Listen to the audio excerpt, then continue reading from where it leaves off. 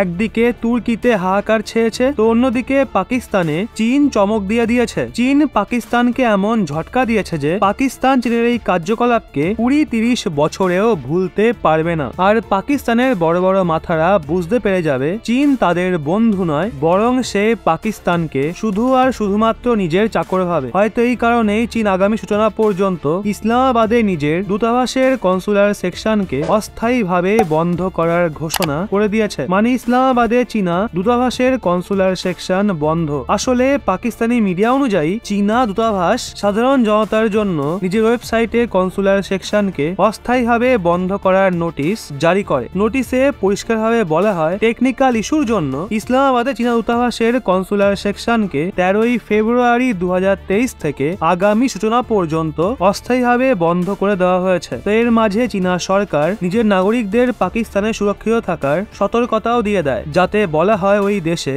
উচ্চ সুরক্ষা সংকটজনক হতে পারে। এই নোটিশ চীনা বিদেশ মন্ত্রণালয়ের দূতাবাস বিভাগ দ্বারা জারি করা হয়েছে। চলুন এবার জেনে নিই এরকমটা হলো কেন। গেম খেলছে চীন, তাও আবার পাকিস্তানে। আসলে এটা সবাই দেখতে পাচ্ছে পাকিস্তান আর্থিক মহামারীর মুখে পৌঁছে গেছে আর তার ডিফল্টার হওয়ার বিপদ রয়েছে। এটুকুই নয়, মহা সংকটের এই সময়ে পাকিস্তানের সঙ্গে বন্ধুত্বের দাবি করা চীন, সৌদি আরব এবং ইউএইও তাদের সঙ্গ ছেড়ে দিয়েছে। পাকিস্তানের সরকার আর্থিক সংকটের সঙ্গে মোকাবিলা করার জন্য IMF এর কাছে আবেদন করছে, কিন্তু পাকিস্তানের ধোঁকাবাজির জন্য বিরক্ত হয়ে বৈশ্বিক করদাতা এজেন্সিও আরো বেশি লোন দিতে ভয় পাচ্ছে। এরই মাঝে পাকিস্তানের এক্সপার্টরা মনে করছে পাকিস্তানের আর্থিক ধ্বংসের জন্য জঙ্গিদের মদদ দেওয়া, চীনের ঋণ এবং ভারতের সঙ্গে শত্রুতা দায়ী। আর এটা সত্য, কারণ চীন তো পাকিস্তানকে সরাসরি বলে দেয় একটা পয়সাও পাওয়া যাবে না। এর পেছনে কারণ হলো চীনের জন্য পাকিস্তানের দালালি, চীনের সামনে পাকিস্তানের নত জানু হওয়া। এই চক্করে পাকিস্তান